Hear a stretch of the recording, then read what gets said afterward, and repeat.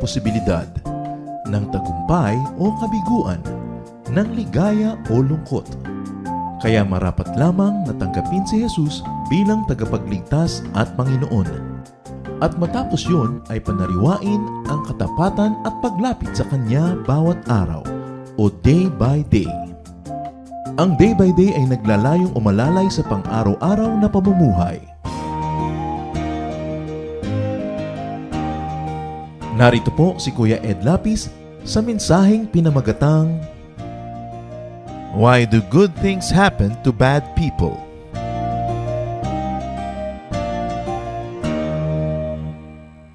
There are unkind and abusive people that seem to succeed and even thrive. There are wicked people who become rich or famous or powerful or all of the above. Bakit po ba ganun? Kuminsan yung mga what we call bad people who have such good lives. Where is God and what is God's word in all this? Kung ito po inyong katanungan o katanungan ng mga nagtatanong sa inyo, atin pong pagbulay-bulayan, ihingi sa Panginoon ng katugunan. Ang pag-aaral natin pinamagatang Why do good things happen to bad people? Bakit may mga mabubuting bagay na nangyayari sa masasamang tao? Panginoon, kami po ay pinupuri namin. Kami po ay yumuyukot sa sumasamba sa iyong harapan. Patawarin niyo po kami sa aming mga kasalanan, Panginoon. Linisin niyo po kami. Pakabanalin niyo po kami by washing us with the blood of Jesus. We declare ourselves your people, your protectorate, your church, your flock. And you, Lord Jesus, are the sheep. We are the sheep of your pasture, O Lord Jesus. We are the sheep of your church, and you are our shepherd. Humihingi kami, Panginoon, ng karunungan. Karunungan mapag-aralan namin ng iyong salita, at nawa sa pag-aaral na ito, kayo po ang tunay na maging tagapagturo. Kayo ang maging tagapagsalita. Use your servant as your footstool. Lift up only yourself. Bless your people, and let your wisdom flow from your heart, O Lord, into ours. In the name of Jesus, we reject all lies, all half-truths, all deceptions. And we pray, Lord, that you're going to give us sensitive spirits, that we may recognize the truth from falsehood, and that you may liberate us with your truth. Lead us, Father, in the name of Jesus. We reject and drive away any presence of evil and frustrate any plans of evil against His holy assembly in the name of our living God. And Father, we pray that you may take delight in your people, that you may be our speaker. We seek you, Father, in Jesus' mighty name. Why do good things happen to bad people? Bakit parang hindi agad nabibigyan yata ng justice ang maraming tao, maraming gumagawa ng masama, parang nagkakapremyo pa? Ang tanong, why do good things happen to bad people and not to the good only? Bakit hindi na lang para sa mabubuting tao ang lahat ng mabubuting mga pangyayari? Unang-una po, no one is really good. Kung irereserba po natin ang lahat ng good things to happen only to good people, then nothing will happen because no one is really good. Psalm 14 verse 3, all have turned aside. They have together become corrupt. There is no one who does good, not even one. So no one does good. Walang taong mabuti at walang taong gumagawa ng mabuti. Sabi ng atin pong binasa na Psalm chapter 14 verse 3. Isaiah 53, we all, like sheep, have gone astray. Each of us has turned to his own way, and the Lord has laid on him the iniquity of us all. Tayo ay parang mga tupa na nagkandaligaw-ligaw. Bawat isa ay naligaw na ng landas. At ang Panginoong Diyos Ama sa langit ay inilagay sa Diyos Anak at sa Kanya siningil ang kasalanan natin at pagkakamaling lahat. Alam niyo po, yung mga tupa ay madaling maligaw, madaling malito, madaling matakot. Kaya nga siguro ang ginawang metaphor para sa ating mga anak ng Diyos ay tupa. Naliligaw madalas, nagkakamali, nalilito, madaling mahulog sa mga bangin-bangin, lagi na lamang inaalagaan, pinapaalalahanan, parang hindi na natuto. Ano pong sinasabi tungkol sa atin ng Isaiah 53 verse 6? All have gone astray. Lahat ay naligaw. Romans 3:23, for all have sinned and fall short of the glory of God. Ano naman ang sinasabi sa atin ng Book of Romans? All have sinned. Kaya pag sinasabi natin, why do good things happen to bad people? Sino yung bad na tinutukoy nyo? Ang ating kapwa at sa lagay tayo hindi bad? The Bible, the Word of God tells us, no one is righteous, not even one. Paminsan-minsan, righteous tayo. Pero lumalampas po ba ang isang maghapon na hindi tayo nagkakaroon ng unrighteous thoughts, unrighteous intentions, unrighteous deeds? Kaya para sabihin natin, why do good things happen to bad people? Immediately, we are labeling other people as the bad ones. At parang tayo ay hindi. Kahit nga po mga inosenteng bata sa tingin natin, even innocent children, are not altogether clean. Psalm 51 verse 5. Surely, I was sinful at birth, sinful from the time my mother conceived me. So sinasabi po dito, ipinaglilihi pa lang ako, may kasalanan na ako. Maybe it is not a personal sin, but it is generic racial sin. Sin of the human race that stains us all. At nakita nyo, kahit mga tinatawag natin mga mumunting anghelitos, anghelitas, mga maliliit na bata, sobrang makasarili. Sobrang mga selfish. Pagka gustong laruan, hindi mo binigay, iiyak ng iiyak. Laruan ng may iba, aagawin. Kahit ano, basta't sarili lang ang iniisip. Ang bata-bata pa. So, sino ngayon ang makaliligtas sa magsasabing, hindi ako bad? Para sabihin yung, why do good things happen to bad people? As if bad is second or third person and not per person, I or me. There are no genuinely good people. Some are just less bad than others. Walang mabuting tao. Meron lang na di gaanong kasing sama ng iba. Pero ang lahat ay may karumihan. Kaya ang lahat ay kailangan ng pagliligtas ng Panginoon. Ang lahat ay nangangailangan ng grasya, hindi ng justice. Because if the justice of God would prevail, we will all go to hell. May mga nagrereklamo pa, Pastor, unfair naman po ang Diyos. Bakit may mga pupunta sa hell? Talagang unfair ang Diyos. Kasi kung fair ang Diyos, lahat tayo dapat pupunta sa impyerno. Kaya talagang unfair siya. Ang nagwo-work sa kanya ay justice madalas. Kumisan kasi pag sasabing unfair ang Diyos, bakit may mga masasamang pupunta sa langit? Bakit naman yung kilala kong masama? Sayang naman na born again pa. Pati ba siya, maliligtas na rin? At anong gusto nyo? Kayo lang na makasalanan ng maligtas? Because all have sinned and fall short of the glory of God. Pero hindi naman. Ako naman yung mga maraming mabubuting gawa. Nagtatights nga ako, nag-offering ako, nagtuturo ako sa Sunday school. Man's best deeds are just like rags to God. Ang pinakamalilinis at pinakamabubuti nating gawa ay para lang mga basahan sa harap ng Diyos. Kung ikukumpara sa kanyang tunay na kalinisan. Isaiah 64, verse 6. All of us have become like one who is unclean, and all our righteous acts are like, what? Filthy rags. We all shrivel up like a leaf, and like the wind, our sins sweep us away. Para lang tayo mga tuyong dahon na hinihipan-hipan ng hangin, kung saan dalhin doon nadadala, yun lang po ang ginagawa ng ating kasalanan. Parang malakas na hangin na hindi natin maiwas-iwasan, tayo ay dinadala dito at sinisiklot-siklot doon at dito. To label some people as bad is almost self-righteous, mga kapatid. Huwag kayo nagsasabing, yan masama. Kasi pag sinabi niyong masama siya, ibig sabihin alam niyo kung ano ang mabuti. At kung alam natin kung ano ang mabuti, tungkulin natin gawin ang mabuti at maging mabuti tayo. James 2 verse 10, for whoever keeps the whole law and yet stumbles at just how many? 1 point is guilty of breaking all of it. Kahit sinusunod mo ang 9 sa 10 utos, meron kang isang hindi nasunod, sa tingin ng langit, lawbreaker ka na rin. Hindi na ibig sabihin na isa lang ho naman, ba't siya 5? Pareho lang kayong lawbreaker. Magkaiba lang ng degree. Kaya sabi, kahit na sinisikap mong sundin ang lahat ng utos, pero isa lang hindi mo nasunod, guilty ka ng lahat ng yan. Ano pang ibig sabihin nito mga kapatid? No one is righteous before God. Walang banal, walang malinis. All have sinned and fall short of the glory of God. Nobody is sinless. Walang mga sin pecado concebida, walang mga conceived without sin.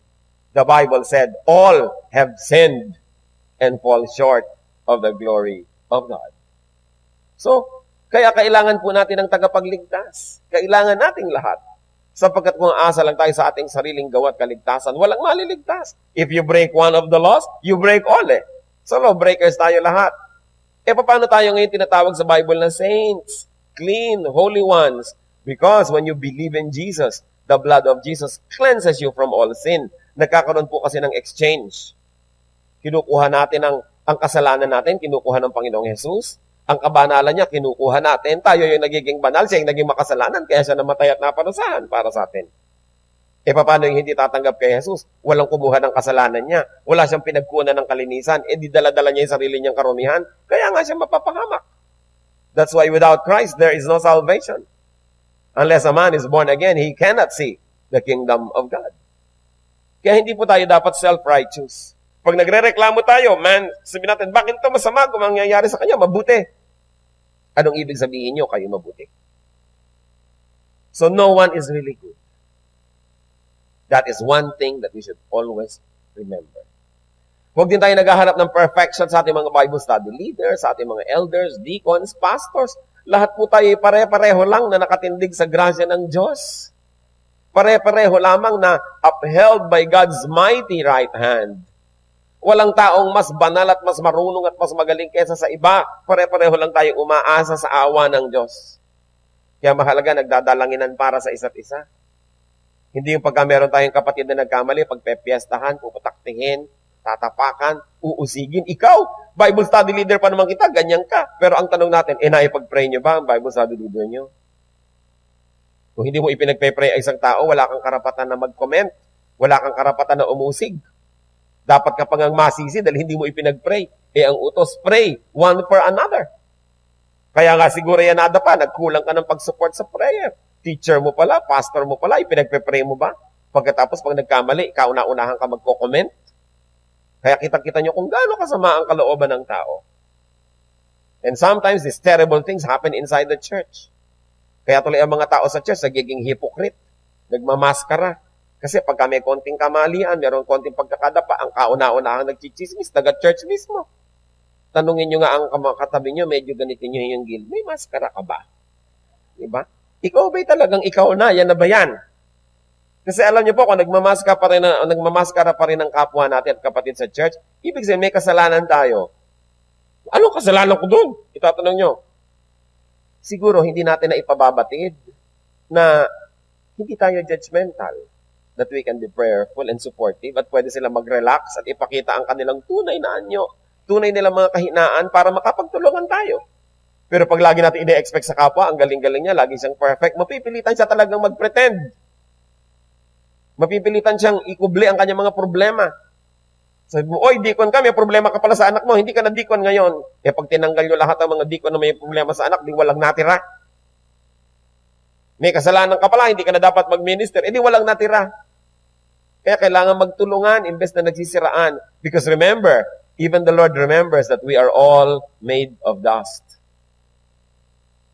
Habang mataas ang pagtingin natin sa ating kapwa, lalo mga leaders natin, lalo nating taasan ang pananalangin para sa kanila.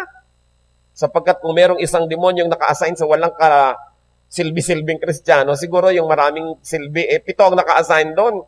Para siya patirin, para siya dayain, para siya magkamali at maraming madamay. That's why we should be supportive. Remember that we are all sinners. Forgiven sinners. Living by the grace of God. Importante. Kaya mag-iingat din tayo sa mga terminology. Minsan, dala-dala mo yung tiya mo sa church, sasabihin mo agad sa usher, sa salvation mo idalagay yan, hindi pa saved. Pagan ito. No? O itong kasama ko, ano to? Unchurched. Hindi pa nakakakilala sa Panginoon. Yung mga napaka-careless na mga words na pag narinig tuloy ng iba na nagpapanting ang tenga nila. Ano ba pinakaiba lang natin sa kanila? Nauna lang tayo ng ilang hakbang natanggapin yung pagpapala ng Diyos at pagpapatawad. Kala mo na tayo kung ano tayo magsalita. We are all just forgiven sinners. Some were just forgiven earlier than others. Some of us know a little bit more of God's word than others. So nobody can be proud because all men just depend on God's grace. Ano pa po isang dapat nating matanto tungkol sa pagtatanong na why do good things happen to bad people? All people are given chances to turn to God. Lahat ng tao, binibigyan ng Panginoong Diyos ang pagkakataon na magbalik loob. God is good to all people. Hindi lang sa inyo na born again, hindi lang sa atin. Bakit ako born again? Yung kapitbahay ko hindi born again, mas malaking ang negosyo niya. Siguro, mas masipag siya kesa sa inyo. At sa akala nyo, kung born again kayo, automatic pupunta na lahat yung mga pagpapala. God is good to all people. Matthew 5:44-45. But I tell you, love your enemies and pray for those who persecute you, that you may be sons of your Father in heaven. He causes His sun to rise on the evil and the good, and sends rain on the righteous and the unrighteous. So, pinasisikat daw ng Panginoon ang kanyang araw at pinababagsak ang kanyang ulan doon sa masama at sa mabuti. Ang ibig sabihin lang naman ng masama doon yung nasa kanyang sariling kasalanan pa, at yung mabuti yung makasalanan din naman, pareho lang ng masama, na tumanggap na ng pagpapatawa dahil kumilala na sa Panginoon. Yun ang pinagkaiba ng righteous at unrighteous. So God is concerned with and God gives chances to all people. Buti na lang, hindi ako naging Diyos, hindi kayong naging Diyos. Kasi kung tayo mga naging Diyos, judge agad yung iba. To hell agad yung iba. Lahat siguro naiinis tayo, to hell agad. Buti na lang, hindi tayo ang Diyos. That God is good to all. Kahit sa mga nakakainis, good pa rin siya. Good nga siya sa atin, nakakainis tayo, di ba? Itanong niya sa katabi niya, talaga ba nakakainis ako? Sabi niyo, di mo alam. Diba? Pero minamahal pa rin tayo ng Diyos. Bakit hindi natin ngayon mahalin yung hindi ka mahal-mahal? People need love, especially when they don't deserve it. Gusto natin agad, ma-judge yung iba. Bakit yung masasamang tao? Why don't all sinners fall dead? Why don't all rapists fall dead? Bakit hindi lahat ng masasamang tao kainin ng lupa? 2 Peter 3:9. The Lord is not slow in keeping His promise, as some understand slowness. He is patient with you, not wanting anyone to perish, but everyone to come to repentance. Kaya iba pagka born again, Lord, mag-second coming na, bumalik na po kayo ngayon na. Napaka-selfish nyo naman, ang dami nyo pa kamag-anak na hindi saved, gusto nyo nang mag-second coming? Kita nyo yung selfishness kasi pati ng mga Christians, na, Lord, sana mag-end of the world na kasi may sakit ako. Para hindi na ako mamatay physically, mag-rapture na lang. Paano yung takot-takot na tao hindi pa saved? Gusto nyo dumating na ang Diyos ngayon? Save na ba lahat ng mahal nyo sa buhay? Yung Lord, ang tagal naman, bumalik na kayo. Sabi niya, the Lord is not slow in keeping His promise, as some understand slowness. Sabi ko, ang pakiwari niyo sa ibig sabihin ng mabagal, hindi gumagawa, hindi umaaksyon, hindi mabagal ang Diyos. Hindi lang siya nang huhusga pa dahil gusto niyang marami pang lalong makakilala sa Kanya. Paano nga naman yung nakakilala, wala nang bawian ng salvation? Di kahit matagalan, di bale. Saved na yan wala na namang bawian yan yung hindi pa nakakakilala, kaya pinapatagal-tagal pa. Kung gusto nating bumalik na ang Panginoon at madali, dalian nyo rin ang evangelism. At kung nakahanda ang mundo sa Kanya, baka bumalik na. Sometimes we can be so selfish even in our own prayers. Lord, bumalik na po kayo. Kasi handang-handa ka. Pero kung sakaling nagkamali ka at nagkasala, Lord, teka muna ako, extension. Hindi pa ako maayos, konti pa. Pero ayan, okay na ako. Sige po, husgahan nyo na ang mundo. We can be so selfish. God's kindness is meant to lead people to repentance. Mabait ang Diyos, hindi dahil siya'y konsentidor. Ang kabaitan niya ay nandun upang ipamukha at ipakilala sa atin na dapat tayong maging mabuti rin. Na dapat nating suklian ang kabutihan ng Diyos at dapat tayong magbalik loob sa Kanya. Why do good things happen to bad people? Sabi natin, no one is really good. All people are given chances to turn to God. And also, all people who reject God's kindness will receive God's justice. Lahat ng tao na nag-i-ignore, nag-a-abuse ng kabutihan, ng pagpapasensya, ng pagtutuwid ng Panginoon, ay may araw din. People who reject God's kindness will receive God's justice in this life. Dito pa, may parusa na. And also, in the next. Proverbs 29:1. A man who remains stiff-necked after many rebukes na yan, sa kasalanan, na parang enjoy na enjoy, ang sarap-sarap ng buhay. Yan ay pinapataba ng James 5:5. Ibig sabihin natin, Kaya bakit yung huwag masasamang tao mainggit, ang yayaman, gumagawa ng bakit masama sila yung yung iba para sa sumikat, mga sarap sila ng buhay nito, nag-enjoy. gumagawa You have ng lived masama, on kung earth gumagawa ng tama ang nagdurusa in dito. luxury and Sasabi ko mainggit self-indulgence. dyan. But you have fattened yourselves in the day of church slaughter. Proverbs 1:22-33. How long will you simple ones love your simple ways? Now, this version of the Bible that uses word simple actually means foolish. Okay? Hindi talagang simple na simple, kundi ibig sabihin foolish. How long will you simple ones love your simple ways? How long will mockers delight in mockery and fools hate knowledge? If you had responded to my rebuke, I would have poured out my heart to you and made my thoughts known to you. But since you rejected me when I called, and no one gave heed when I stretched out my hand, since you ignored all my advice and would not accept my rebuke, I in turn will laugh at your disaster. I will mock when calamity overtakes you. God speaks here. When calamity overtakes you like a storm, when disaster sweeps over you like a whirlwind, when distress and trouble overwhelm you, then they will call to me, but I will not answer. They will look for me, but will not find me. Since they hated knowledge and did not choose to fear the Lord, since they would not accept my advice and spurned my rebuke, they will eat the fruit of their ways and be filled with the fruit of their schemes. For the waywardness of the simple, read full, okay?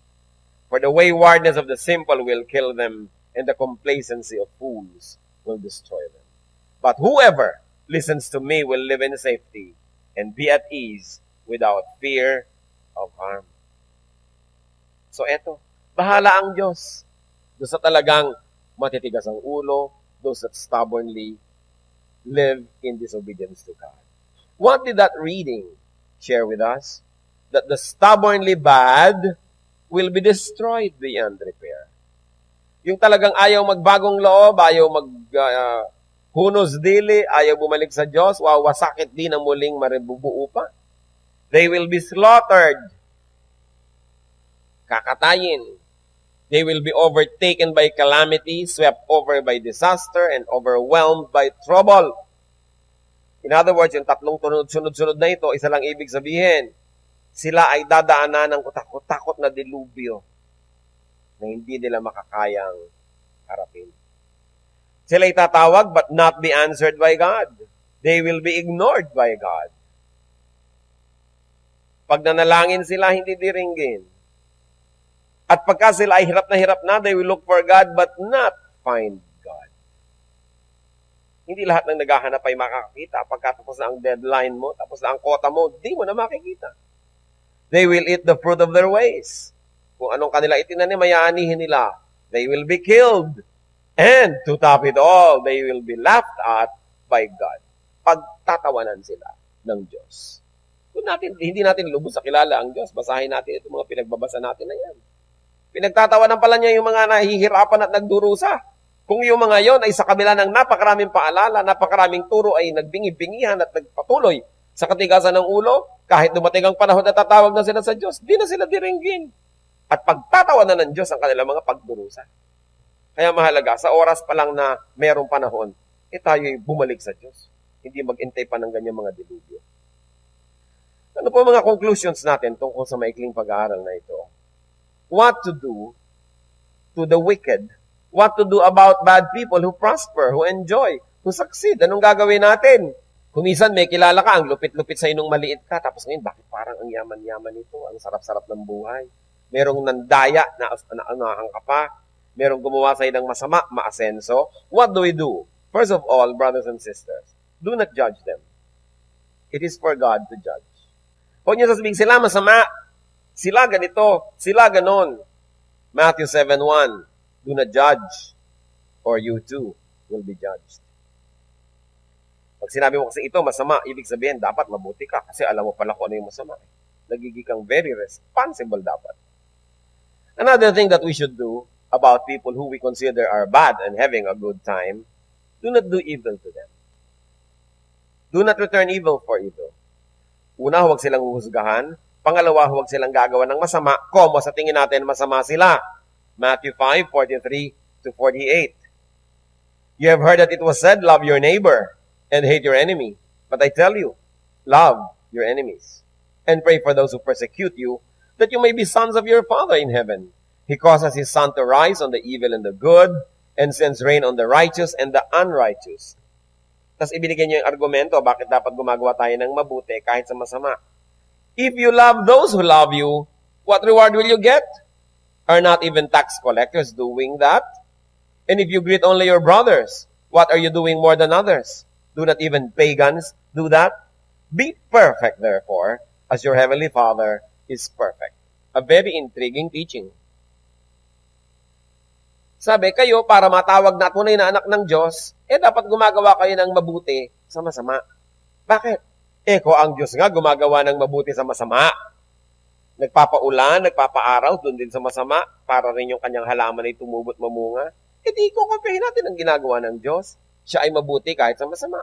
At sabi niya, kung kayo mabuti lang doon sa mabuti sa inyo, binabati nyo yung bumabati lang sa inyo, minamahal nyo yung nagmamahal lang sa inyo, di ba kahit mga taong hindi kumikilala sa Diyos ganun? Hindi ba kahit nga masasamang taong tinatawag natin mabubuti rin magulang, mabubuti rin kapatid? Hindi ba kahit mga suplada batiin may bumabati rin naman? So ano pinagkaiba kung babatiin mo lang yung bumabati sa'yo, katulad ka rin ng iba dyan? Sabi, pero dahil anak ka ng Diyos, dapat iba.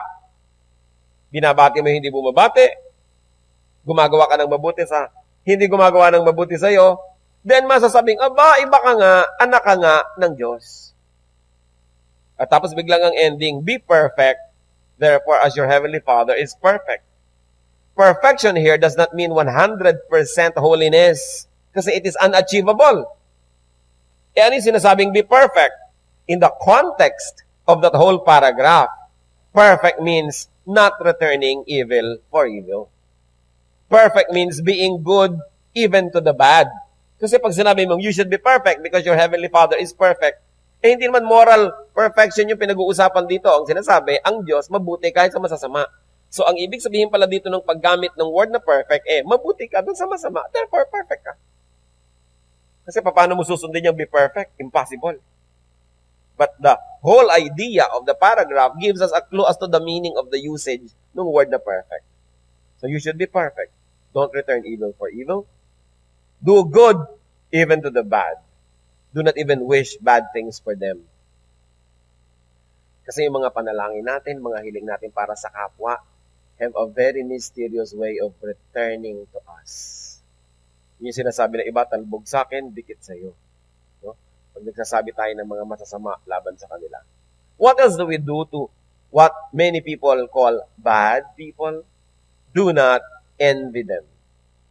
Proverbs 3:31-33. Do not envy a violent man or choose any of his ways. For the Lord detests a perverse man, but takes the upright into his confidence. The Lord's curse is on the house of the wicked, but He blesses the home of the righteous. Sabi, huwag ka maiinggit sa mga taong masasama. Huwag mong pipiliin ang kanyang mga maling pamamaraan sapagkat kinamumuhian ng Diyos ang kanilang mga pamamaraan. Subalit kinakalugdan ng Diyos ang pamamaraan ng mga matuwid. Ang sumpa ng Diyos ay nasa buong tahanan ng mga masasama. Subalit, ang kanyang pagpapala ay nandun sa mga mabubuti. So pagka pala tayo gumagawa ng masama, hindi lang tayo ang aani, pati mga anak natin, mga kasama natin sa bahay, kasi yung sumpa sa buong sambahayan. Kaya kita nyo, pag may ama ng tahanan na gumawa ng mali, alam mo, nagkulasisi, nagganito, nagganyan, damay lahat. Kahit ina ng tahanan, gumawa ng mali, damay lahat. Pag may anak, gumawa ng mali, nag-drugs at lahat-lahat, damay lahat, pati hikaw ng nanay nawawala. Damay lahat talaga. Nagkakadamay-damay. Kasi may sumpa. Kaya mahalaga, binabantayan natin yung tahanan natin na bawat member accountable to each one. Sabihin ng iba, wala kayong pakialam sa akin, sa katawan ko, kahit ihampas ko to sa apat na sulok ng Intramuros. Katawan ko ito, it's my body, it's my life. Paano mangyayari sa ating mga Pilipino na ikaw ay napahamak na hindi madadamay lahat ng kamag-anak mo? Kaya huwag sabihin, it's my life. Damay-damay tayo. Kaya tayo may pananagutan sa isa't isa. What else do we do or not do when it comes to interacting with evil or bad people? Do not join them. Proverbs 24 verse 1. Do not envy wicked men. Do not desire their company. Huwag mong naisip na makatropa sila, makasama sila, makavibe sila, kung mo sila sikat, kung mo sila prosperous. Huwag kayong sasali. And do not wish bad things for them. Hindi bagay sa isip ng Kristiyano na nag-iisip ng masama sa kapwa at nagpaplano o nananalangin ng masama para sa kapwa. Do not rejoice when they suffer. Huwag na huwag magbubunyi pag kami nagdurusa. Kahit pa ngayon nagdurusang yon sa tingin natin, buti nga dahil makasalanan ka, huwag magbubunyi. Proverbs 24, verses 17 to 20. Do not gloat when your enemy falls. When he stumbles, do not let your heart rejoice. For the Lord will see and disapprove and turn his wrath away from him. Do not fret because of evil men or be envious of the wicked. For the evil man has no future hope, and the lamp of the wicked will be snuffed out. Sabi, huwag kang magbubunyi pag may nagdurusang mga taong masasama, sapagkat baka makita ka ng Diyos, hindi matuwa sa iyo ang Diyos, at yung galit niya ay mabaling, mawala dun sa taong pinagagalitan niya ngayon, at baka sa iyo mapunta. Kaya huwag ka sabing magbubunyi. Kung ang Diyos ay gumagawa ng kanyang katarungan, may itinatama, manahimik ka lang dyan, pasalamat ka at hindi ikaw ang tinatamaan. Pero huwag mong ipagdiriwang ang pagbagsak ng iyong kapwa, kahit pa nga sa tingin mo masama siya. Sapagkat pag nagdiwang ka, baka ang galit ng Diyos ay mawala dun sa tao. In fact, baka sa iyo mapunta. Kaya dapat binabantayan natin ang ating sarili. And finally, what do we do when there are bad people who seem to be having a good time? Do not complain. Do not complain to God. Do not complain about God and about God's dealing with men. Alam niyo po, merong isang ayaw na ayaw ang Diyos sa ugali, yung pala reklamo. Lalong-lalo yung nagre-reklamo laban sa Diyos. Na yung Diyos ko, bakit naman kayo ganyan? Bakit niyo pinapabayaan ganito? Ganyan-ganyan. Ba't salagay mas marunong pa tayo sa Diyos? God knows His business. Diyos nga siya. Alam niya yon. And God is always right. Even though you may not always agree with God, God is always God. And therefore, He is right. Trust God, especially in matters of justice. Kung tayo po ay may mga sa paligid natin, nakikita natin na bakit ito umaasenso sa kadayaan, sa panlalamang, sa panggagancho, bakit ito sa shortcut niya, sa hindi niya sa pagsunod sa tamang batas, nagkakaroon siya ng nangyayaring mabuti sa kanyang buhay. Huwag kayong mainggit, huwag kayong magreklamo. Ang asikasuhin natin mga kapatid, ang sarili nating pananagutan sa Diyos, ituwid natin ang ating buhay, at kung tayo ay magagamit ng Diyos sa kasangkapan para maituwid ang iba pa, lalong mabuti. But let us not be judges. Let's bow before the Lord and think about this. Sino-sino ang mga taong iniisip nyo, ito ang sama-sama tapos nag-enjoy sa buhay? Ihingi natin ng tawad sa Panginoon ang ating pagiging judgmental. Ipaubaya natin sa Diyos ang kanyang pagkilos. After all, He is God of justice. Ang ating ituwid ang ating buhay. At kung meron po sa atin, kahit minsan naiinggit, natutuksong mainggit sa mga gumagawa ng mali, huwag na huwag gawin yun. Ang Diyos ay di natutulog at alam niya ang bunga ng lahat ng kamali ang ginagawa ng mga tao. Huwag tayong mainggit. So kung tayo man naiinggit sa mga kumisa na hindi gumagawa ng tama, ihingi din natin ang tawad sa Panginoon. Mag-ulay-bulay tayo, di pasuri natin sa Espiritu ng Diyos sa ating mga sarili. Let's be alone with God for a while. Seek God's correction and God's blessing.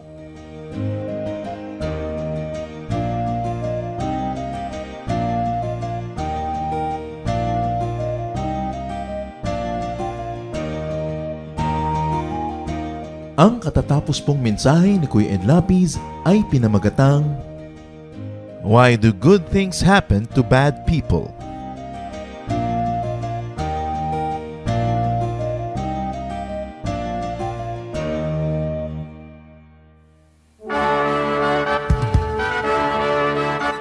Halina't sama-samang sumamba at magdiwang sa Day by Day Jesus Celebration kasama si Kuya Ed Lapid. Bulwagan ng Panginoon, PICC, one Sunday a month, Philippine International Convention Center, Rojas Boulevard, Pasay City. All other Sundays sa mga day-by-day mini bulwagan ang pagtitipon. Para sa buwan ng Setyembre, Gaganapin ito ngayong September 1, 2024. 8 a.m. ang First Jesus Celebration, 10 a.m. naman ang Second Jesus Celebration. Para sa iba pang detalye, bisitahin ang ating official Facebook page, Day by Day Friends.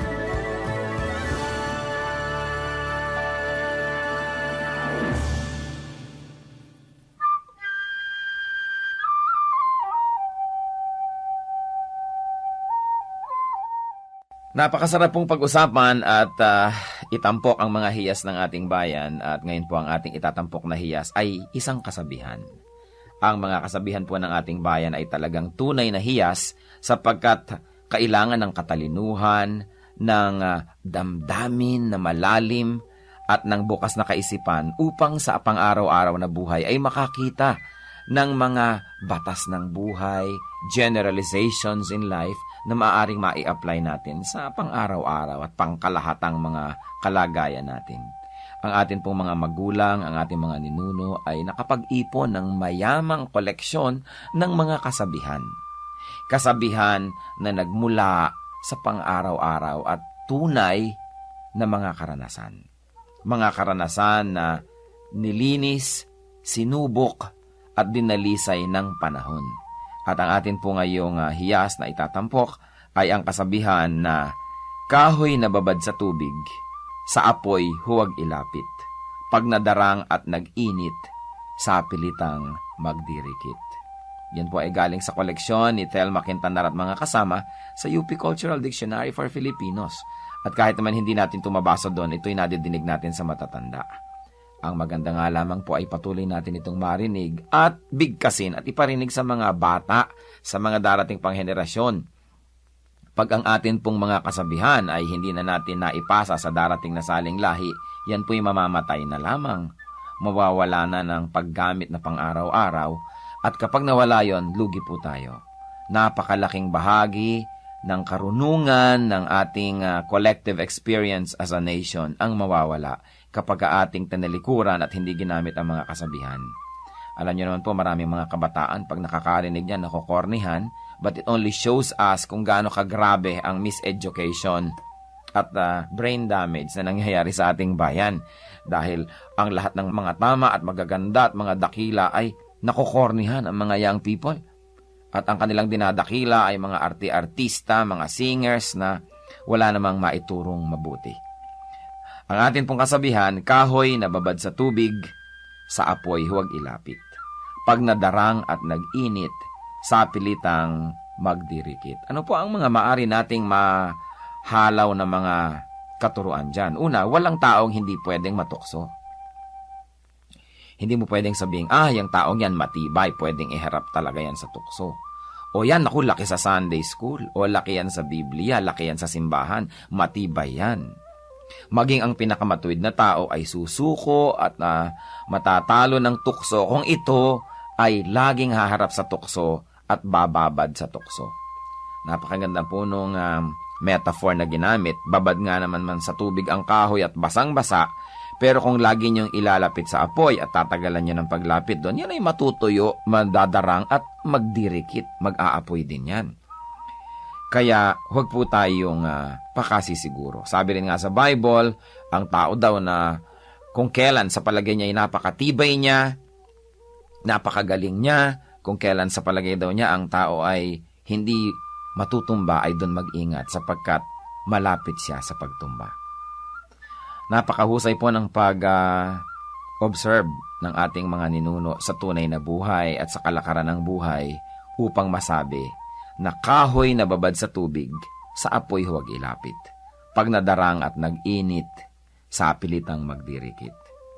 Huwag po natin na i-overestimate ang kakayahan ng kapwa natin na manindigan laban sa tukso. Kaya iiwas po natin ang ating sarili, ang ating mga mahal sa buhay, sa mga sitwasyon na maaari silang matukso. Maski gaano kalaki ang pagtitiwala natin sa kanila at sa kanilang nakaraan, maski gaano pa kalaki ang ating pananampalataya na sila'y magiging matibay, makabubuting iiwas sila o ang ating mga sarili sa tukso. Hiyas ng ating bayan, kasabihang Kahoy na babad sa tubig, sa apoy huwag ilapit.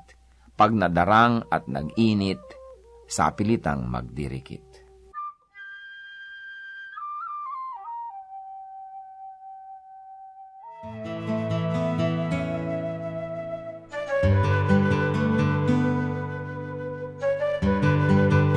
Bakit mahilig sa musika ang Pilipino?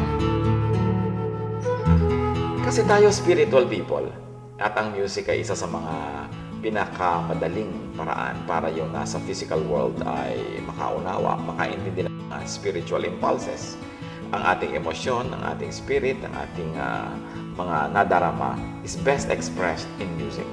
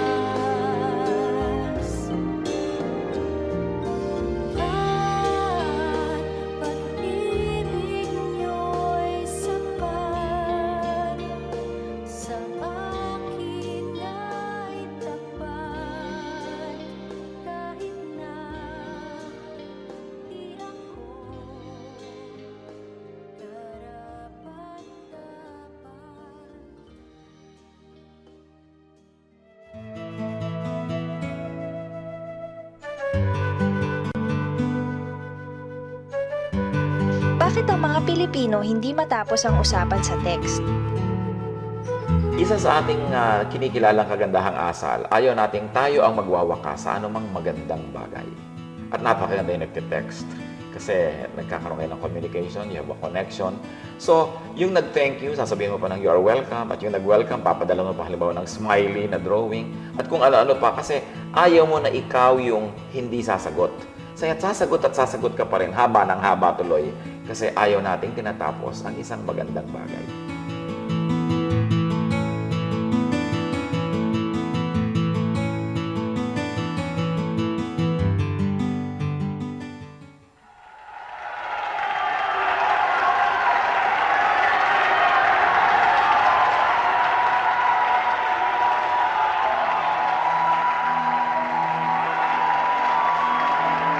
Hallelujah! Ating mapaghiwalay ang kadakilaan ng Panginoon. Purihin ka, O Yahweh. Sambahin ang inyong ngalan. Sa lahat ng tao ng daigdig, ang iyong pangalan. Mabuhay ang Diyos! Hallelujah!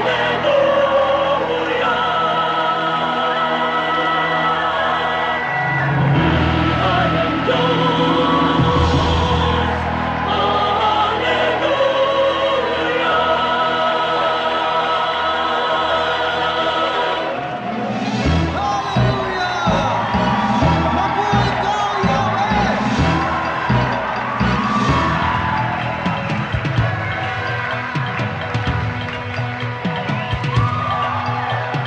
Nakalima kami sa banal niyong diwa. Pag-ibig niyo'y ipagbubuti ng buong sigla. Ating ialay itong awit sa Diyos Ama. Ihayag ang ligayang nadarama. Isigaw sa lahat ng bansa. Hallelujah! Hallelujah!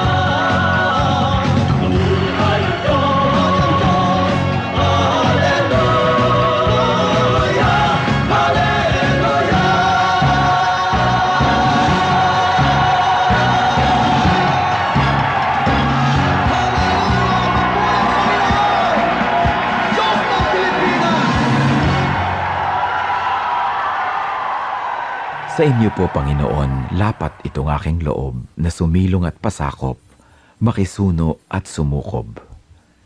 Sa tuwing kayo'y lalapitan ay lagi nang gumagabay, taus-pusong lumilingap sa bawat pusong sugatan. Kabutihan yung matapat, bukas palad kung magbigay, kahit ang tulad kong abay, walang patagong anuman.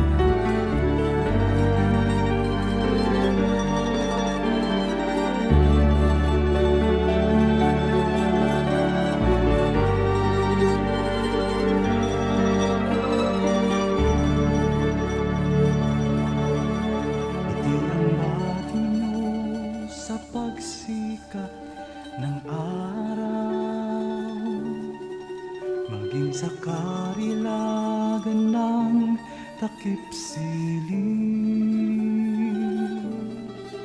At sa kandili nyo, ako'y hindi maliligaw.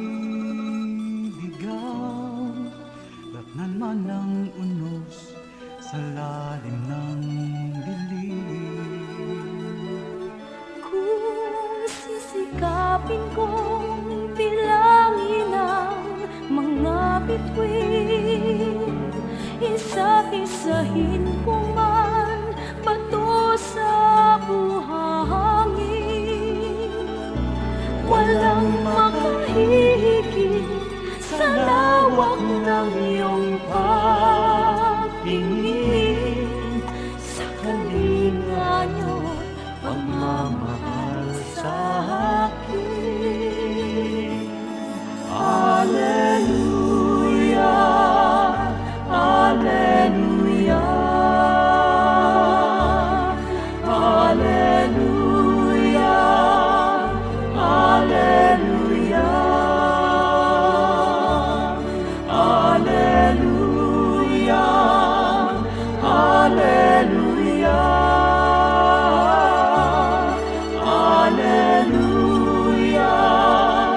Alleluia,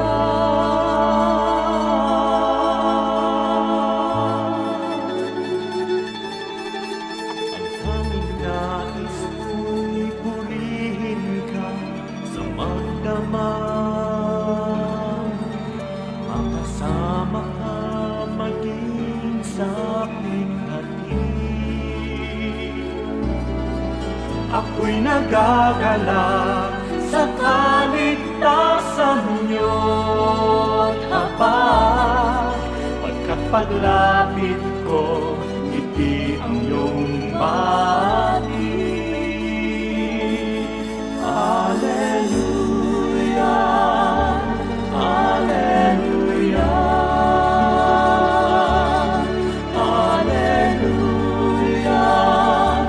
Alleluia, Alleluia, Alleluia, Alleluia.